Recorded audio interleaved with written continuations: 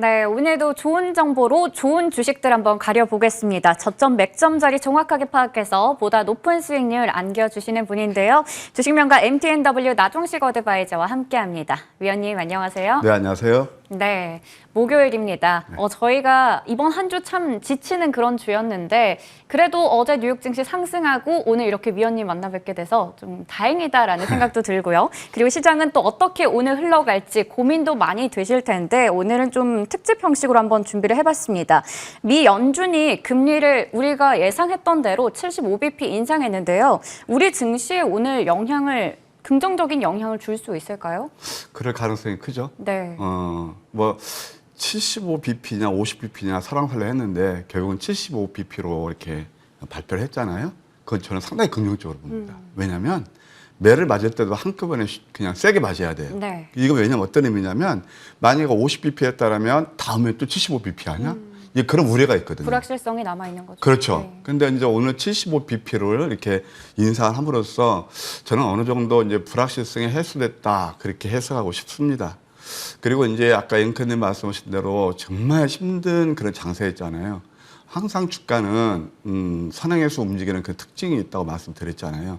예, 그래서 주가는 상당히 선 반영됐다. 이렇게 말씀드릴 수 있겠습니다. 우리가 이제 앞으로 증시 전망을 예측할 때 과연 하락 원인이 뭔가, 그다음에 그렇다면 앞으로 이제 어떻게 흐름이 이어질 것인가, 예, 그런 걸 보실 필요가 있는데요. 글로벌, 특히 미국을 중심으로 해서 주가 하락 원인을 찾는다면 크게 두 가지로 봅니다. 하나는 이제 결국 인플레이션을 넘어서서 스태그플레이션 우려 때문에 이런 한 꼭지하고, 또 한 꼭지는 뭐니 해도 또 우크라 전쟁이 있다 그렇게 생각이 드는데요. 사실 이 스태그플레이션이 되게 되면은 당연히 그것을 이제 방지하기 위해서 금리를 인상해야 되는 거죠. 그래서 이제 오늘 바로 그런 75p가 그런 하는 현상을 볼 수 있는데, 이 금리를 인상하게 되면 기업들의 자금 조달 비용이 증가하게 되고, 그럼 당연히 실적이 좀 안 좋아지겠죠. 특히 성장주에 좀 안 좋은 영향을 미치는데 결국 기업들 감익을 가져오고 그다음에 주가 하락을 가져오는 겁니다. 예, 그래서 이것이 가장 큰 원인이고, 두 번째 아까 말씀드린 그 전쟁 이런 것들은 결국 원유를 비롯해서 그 원자재 가격 상승을 불러일으켰죠. 그다음에 또 우크라이나 러시아는 곡창제되기 때문에 그에 따라서 또 곡물 가격이 상승했죠. 이제 그러다 보니까 잘 아시겠지만 원유라든가 곡물가는 다 필수 소비자잖아요. 그래서 CPI 지수가 40년대 최고치를 경신했습니다. 그래서 FOMC가 이제 오늘 그냥 자이언트 스텝을 걸었다 이렇게 생각하시면 됩니다. 그러면 이제 증시 시장이 어떻게 될 것이냐, 이게 중요할 텐데요. 먼저 금리의 경우 저는 이제 어느 정도 단기 피크가 아닌가 생각이 듭니다. 한번 차트를 보면서 미국의 국구채 10년 만기 국구채 수익률 한번 차트를 보실까요? 이건 왜 굉장히 중요하냐면 이걸 보시면은 이렇게 많이 올라서 이게 이제 꼭지인가 단기 고점인가 아니면 저점인가 그걸 파악할 수 있거든요. 최근의 주가라든가 환율 흐름이라든가 금리 흐름을 보게 되면 서로 배치돼서 대칭해서 움직이는 그런 경우가 많아요. 그러면 이게 지금 위클리인데요. 그러면 뭐냐면은 이게 주간 차트예요.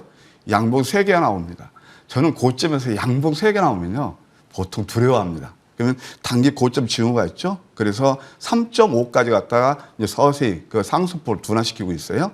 자, 이렇게 한번 볼 수가 있겠고, 이제 또 현물로 들어와서 가장 금리하고 밀접한 관계를 갖는 미국의 나스닥 한번 차트를 보실까요? 그러면 이게 미국 나스닥 차트입니다. 아까 보시게 되면 10년 만기 국채 수익률 반대죠. 이건 어떻게 되죠? 3보텀을 이루어져. 3종 바닥. 제가 어제 이제 저녁 6시 방송이 있는데 오늘은 양선이 나올 거다. 그런데 양선이 나왔죠. 이건 이제 황금백점 전략에서 포착된 그런 패턴들이에요. 제가 지난번에도 이런 것들을 한번 우리가 눈여겨보시자라는 말씀을 드렸어요. 역시 이제 많이 내렸고 저점을 살짝 깨는 속임수의 3종 바닥이 났는데 이격도 많이 벌어졌거든요. 자, 이런 것들을 봤을 때 이제 좀 주가는 유입방이 되지 않겠는가 그렇게 생각이 듭니다. 전쟁 이슈의 경우는 뭐 잘 아시겠지만 이제 뭐 핵전쟁이로만 더 크게 비화되지 않는다면 이제는 이미 시장에서 상당 부분 아는 것들이고요. 오히려 이제 확전 그거보다는 물론 뭐 아직도 뭐 줄다리는 하고 있습니다만 협상 압력이 커질 가능성이 전 크다고 봅니다. 서로가 지쳐 있거든요. 예, 그래서 이제 터키가 또 실질적으로 그 중재하면서 그 흑해 봉쇄 문제라든가 그다음에 또 곡물에 대해서 육류로 수송하는 예, 그런 다양한 방법들을 찾고 있거든요. 그래서 이제 좀 긍정적으로 좀 볼 필요가 있다 그런 생각이 듭니다. 결론적으로 FOMC 이벤트를 하나의 그 변곡적으로 해서 이제 대부분 악재는 선반영됐고 향후 주가는 긍정적으로 움직일 가능성이 크다. 따라서 그동안 많이 힘들었을 텐데 지금부터 희망을 가져도 되지 않나 이렇게 말씀드리고 싶네요. 네, 저희 시장에 대해서 좀 분석을 해봤습니다. 오늘 국내 증시 긍정적인 흐름이 좀 예상이 되고 있는데 어제 국내 증시가 코스피 지수가 2,500선이 또 붕괴가 됐습니다. 사실 지금 증권가에서도 계속해서 좀 하단을 낮추고 있더라고요. 시간이 지날수록 계속 하단을 점점 낮춰가는 모습인데 바닥 찾기가 좀 무색하다 이런 생각이 드는데요. 추가 하락의 가능성도 혹시 있다고 보고 계시는지 궁금하고요. 여기서 만약에 좀 더 무너지게 된다면 위험하다고 보는 지수 하단은 어느 지점인지 궁금합니다. 그런 것 같습니다. 뭐 제도권이나 또 우리 개인 투자자들 마음이나 내리면 자꾸 내릴 것 같고 자꾸 어떤 그 목표 뭐 종합주가 지수 그 하향 조정하고 또 오르면 상향 조정하는 게 특징인 것 같습니다. 근데 저는 좀 달리 봅니다. 아까 말씀드렸던 이제 제가 미국 주식시장을 중심으로 말씀드렸는데 이제 국내 증시를 보게 되면 국내 증시 하락 원인을 한번 찾아봅시다. 첫째는 외국인 매매 동향이에요. 외국인들은 메이저잖아요. 그래서 외국인이 국내 증시의 어떤 그 스탠스는 크게 세 가지라고 말씀드렸어요. 환율, 그 다음에 또 기업들의 어떤 실적, 그 다음에 또 신흥국에 대한 어떤 MSCI 그런 편입이라든가 거기에 종합적으로 연결이 되어 있거든요. 예, 그래서 외국인 이제 매매 동향을 볼 필요가 있는데 사실 2009년 그 이후로 거의 지금 최저치 수준에 와 있습니다. 그래서 외국인도 이제 공격적으로 매도를 할까? 저는 그렇게 보지 않습니다. 두 번째, 이제 결국 환책에서 이들의 스탠스를 볼 수가 있는데요. 환율도 보게 되면 아까 미국의 10년 만기 국고채 수익률이 고점이라고 그랬죠. 그런데 저 환율도 보게 되면 이것도 거의 고점 징후가 보이고 있습니다. 한번 환율 차트를 한번 보실까요? 지금 원달러 환율 차트를 보시게 되면 지금 어떤 모습을 보이고 있냐면 이게 바로 쌍 고점이 나오고 있거든요. 반대 현상이죠. 그래서 이게 보게 되면 이렇게 많이 올랐으면 이격 조정은 필연적으로 일어나는 겁니다. 그러면 환율이 이렇게 이제 고공행진하고 안정되면 외국인들이 공격적으로 매도할 이유가 많지 않겠죠. 그다음에 또 세 번째, 기업의 실적 둔화. 아까도 제가 이제 기업들의 그 감익을 말씀드렸는데 이제 이것도 상당 부분 주가에 지금 반영되고 있다. 무엇보다도 수급 면에서 뭐 외국인 스탠스도 있지만 저는 공매도가 가장 큰 좀 어떻게 악재라고 봅니다. 사실 우리가 주가 상승을 가져온 그런 계기를 보게 되면 공매도를 금지시킴으로써 사실 그동안 주가 많이 상승했거든요. 그런데 참 이 공매도가 나오면서 뭐 코스피 200이라든가 코스피 50 이렇게 좀 종목들이 안 좋다 보니까 전체 시장이 찬물을 끼얹고 있거든요. 그래서 이 공매도는 좀 정부에서 오늘 뭐 경제 대책 발표를 한다는데 저 개인적인 바람이자면 여기서 어떤 좀 이렇게 멘트라도 해주면 도움이 되지 않겠는가 그런 생각이 듭니다. 이제 향후 전망 어떻게 볼 필요가 있느냐? 지금은 물러설 수가 없는 자리다. 왜 그러냐? 이제 아까 앵커님께서 앞으로 추가 하락을 뭐 자꾸 이렇게 말씀하셨는데 저는 그보다는 반등 가능성에 무게를 두고 싶습니다.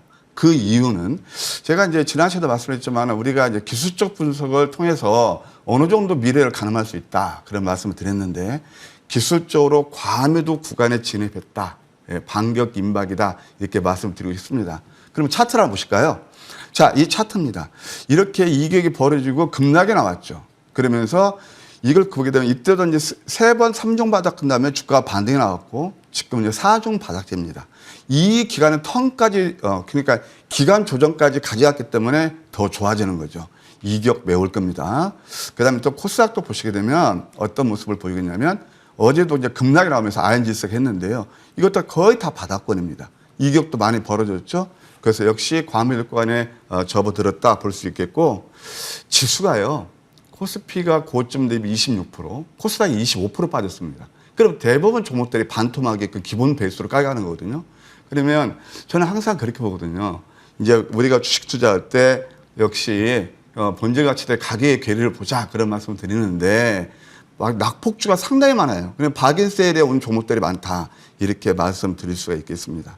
그러면 이제 코스피 차트를 보면서 그 최하단 어디까지 볼 수 있느냐. 그럼 뭐 저는 이거 별로 이렇게 좋아하지 않는 그런 것들인데 네. 딱 차트를 보게 되면 지금 코스피를 보시게 되면은 대략 2220포인트 이 선이 돼요. 그래서 여기까지 상장할 수 있는데 저는 그런 가능성보다 이제는 좀 희망효를 돌리고 싶습니다.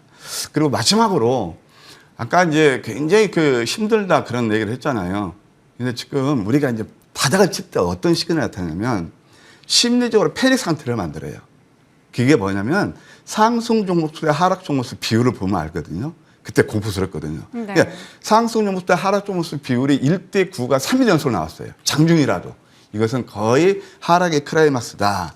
그리고 이제 개인들 반대 물량도 반대 계좌도 반대 이제 물량이 나온 계좌도 6배 증가했다는데 이것이 거의 클라이막스가 아닌가 생각이 듭니다. 예. 네, 아무래도 지금 추가 하락의 가능성보다는 반등할 수 있다라는 좀 긍정적인 부분을 얘기를 주셨습니다. 사실 아까 채팅창에서도 역사는 반복된다라는 얘기가 나왔었는데 우리 위원님께서는 36년 동안 주식 투자를 하셨기 때문에 이런 상황들을 오래오래 지켜보셨기 때문에 우리 투자자분들에게 실전 매매에 있어서는 더할 나위 없는 좋은 팁들을 주신다라는 생각이 드는데요.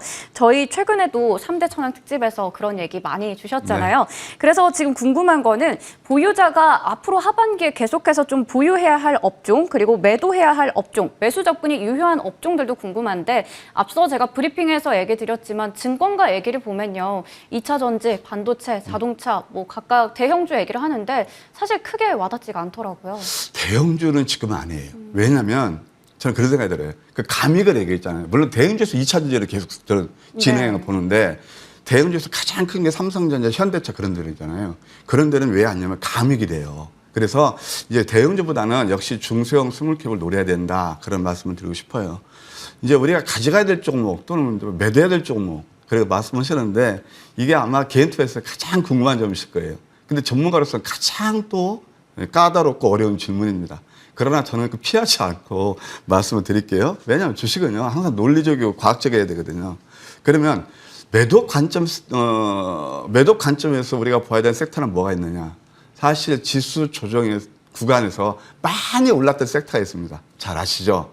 예, 바로 전쟁 관련 반사 이익 종목들입니다. 사료 곡물주가 되겠고 그에 따라 에너지 관련 종목도 될 거예요. 밤사이에 엑슨모빌이라든가 쉐보론 주가가 내렸죠. 근데 이런 것들이 많이 올랐잖아요. 필연적으로 뭐 중기는 모르겠습니다. 이격 조정이 나올 겁니다. 그래서 사료 곡물주라든가 에너지 관련 포함해서 그동안 상승이 많이 있던 그런 종목들은 만약에 가지고 계시다면 일부 수익 실현하는 그런 전략이 좋아 보이고요. 또는 보유하거나 또 매수해야 될 그 섹터로 볼 수 있는 것은 역시 낙폭 성장주가 되겠습니다. 그래서 보통 이제 우리가 성장주라는 것은 잘 아시겠지만 그 제4차 산업혁명주가 되겠죠. 자율주행이라든가 2차 전지, AI, 로봇 등 이런 것들이 될 겁니다. 이렇게 급락장에서도 사료 곡물주 그런 거 외에도 상승이 많이 일어난 종목들이 상징적인 의미를 갖는다. 제가 몇 종목만 보여드릴까요? 특히 지금 제가 보여드릴 이 세 종목은 제가 이 시간을 통해서 완전 바닥에서 여러분께 추천드렸던 종목이기 때문에 어떤 의미를 갖는지 보도록 하겠습니다. 먼저 퓨런트웨어입니다. 이 퓨런트웨어 같은 경우는 뭐 잘 아시겠지만 자율주행차죠. 그래서 결국 모빌아이 그 상장 모멘텀도 있고 현대차라든가 또 테슬라에 삼성전기에서 한 4, 5조 정도 납품은 되잖아요. 그에 따른 변다니까 이것도 전고점을 돌파하면서 멋지게 수익을 드렸어요. 제가 이 시간 소개시키면서 46% 이렇게 수익이 났고 두 번째 가온칩스 이게 이제 결국 반도체에서 팹리스에서 파운드리에서 이어지는 그 중간 단계에서 디자인 솔루션 하는 업체다라고 해서 이것도 역시 신고가 랠리를 거듭하고 있습니다. 다 이 시간을 통해서 우리 시청자 여러분께 소개시켜드리는 종목들이죠. 그 다음에 또 이제 원자 관련해서 숨은 진주가 바로 G2파워였습니다. 이게 다 뭐죠? 스몰캡이면서 성장주가 가는 것들입니다. 그래서 아까 잉크님 말씀하신 대로 아까 증권사에서 어떤 뭐 대형주 네. 와다 찾는다고 그랬잖아요. 저도 동감합니다. 저희는 그런 종목들 왜냐하면 대부분의 개인 투자들이 계좌가 반토막 네. 굉장히 힘들게 났단 그렇죠. 말이에요. 그럼 빨리빨리 수익을 내셔야 될 텐데 그 잡져오는 것도 아니란 말이에요. 이 탄탄한 종목들을 남들이 안 볼 때 저점에서 매수하고 그렇게 되면 수익이 나지 않나 그런 생각이 듭니다. 네. 예. 저희 매도 관점 섹터에서는 좀 테마주들 매도하고 보유 매수 섹터에서는 낙폭 성장주 꾸준히 강조를 해주셨습니다. 그리고 AS 가져봤듯이 이 새내기주들이 최근에 계속해서 좀 강한 흐름을 나타냈었는데 좋은 수익률을 또 기록하기도 했습니다. 확실히 또 얘기 들어보니까요. 증권가에서 냈던 뷰보다 좀 더 저는 위원님 말씀이 더 신뢰가 간다라는 생각이 드는데요. 그래서 지금 여기 네. 지금 노란톡이 나오는데 사실 뭐 퓨런티라든가 가온칩스 이런 것들은 다 제가 이 노란톡을 통해서 다 예고해드렸던 종목입니다. 네, 네. 많이 참고하시면 도움 되실 겁니다. 네, 함께 소통할 수 있는 창구에서도 정보 얻어가시면 좋을 것 같고요. 그렇다면 이제 오늘장 좀 있으면 개장이 될 텐데 반등이 나왔을 때 적극적으로 매매를 하는 게 괜찮을지 어떤 전략으로 시장 대응해야 될지 궁금하고요. 또 지금 같은 상황에서 우리가 기회를 가지고 볼 수 있는 종목은 어떤 종목인지도 궁금합니다. 사실 저는 어제 같은 경우가 매수 기회라고 봤어요. 오늘 분명히 갭 상승이 출발할 겁니다. 네. 이제 이럴 때 좀 깝깝해져요. 그러니까 저도 이럴 때는 이제 어떻게 해야 될까 좀 고민도 되는데 사실 저는 이제 항상 이제 주식 투자에서 이제 바벨 전략을 선호하는 편이에요. 바벨 전략은 중기, 단기 나누어서 이렇게 투트랙을 가는 걸 얘기하는 거거든요. 근데 지금 장은 뭐 아무리 그렇더라도 아주 확실하게 방향성을 예측하기 힘들어요. 근데 최소한 단기 반등 구간에 왔다는 것을 말씀드렸죠. 예, 그렇다면 아까도 말씀드렸다시피 우리 개인 투자 입장에서는 간단합니다. 펀더멘털이 받쳐주는 종목을 남들이 안 볼 때 저점 매수하는 거예요. 그것이 바로 황금 맥점 전략입니다. 저점 매수해서 어느 정도 이렇게 상승이 나면 거기서 또 절제 있게 매매하는 그런 전략이 필요하다. 그래야 계좌를 빨리 복구할 수 있지 않나 그런 생각이 드네요. 네, 그렇다면 오늘장에서 저희가 좀 더 위기를 기회로 삼아볼 수 있는 그런 종목이 있다면 어떤 종목이 있을까요? 지난번에 이제 들고 나왔던 종목인데 MPC입니다. 네. 2차 전지에서 저는 앞으로 이제 성장성을 보는 그 섹터가 바로 폐배터리 쪽인데요. 결국 이거 시장이 이제 계속 매년 한 35% 정도 확대가 되거든요. 이제 막 걸음마 초기 단계입니다.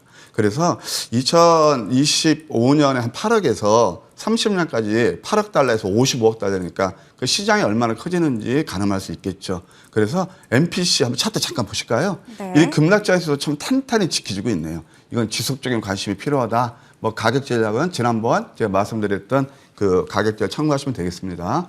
네, MPC 제시를 해주셨는데 목표 주가 12,000원, 손절가 8,000원 참고하셔서 보시면 좋을 것 같습니다. 그리고 저희 무방을 오늘 또 계획을 하고 계신데 오늘 보니까요 8시 30분부터 3시 반까지 장전부터 마감까지 또 무방을 하십니다. 오늘은 또 어떤 이야기 해주실 건가요? 예, 어려울 때일수록 더 가까이 다가오고 있습니다. 네. 예, 제가 뭐 사실 이 참 뭐 좀 이게 말씀드리기 송구스러운데 우리는 저 조정이 있는지 잘 모르겠습니다. 왜냐하면 사실 지난 금요일부터 매일 그냥 뭐 상한가가 나왔고 특히 14일 날은 제가 이제 저한테 세 종목을 이렇게 말씀드렸는데 그것도 맨 저점에서 시가부터 세 종목 모두 상한가 같습니다. 그래서 어려운 자리에서도 종목 선택만 잘하면 수익을 날 수 있지 않나 그렇게 말씀드릴 수 있겠습니다. 그리고 이제 제가 여러분 잘 아시겠지만 본 프로에서 주식 3대 천왕에 저를 픽업해 주셨고 또 5월 달 우리 MTNW에서 베스트 어드바이저로 제가 선정이 됐거든요. 그에 걸맞게 또 여러분들 아픈 계좌를 치유할 수 있는 그런 성공 투자 전략이 뭘까 고민하고 있습니다. 그래서 오늘 또 여러분들 어떤 뭐 단기라도 투자에 도움 될 만한 그런 종목도 드릴 테니까 8시 반부터 많이 참여해 주셔서 함께 하시면 감사하겠습니다. 네, 오늘 준비하고 계신 공개 방송도 참고해 보시면 좋을 것 같습니다. 오늘 긴 시간 이야기 나눠봤습니다. 주식명가 MTNW 나종식 어드바이저와 함께했습니다. 고맙습니다.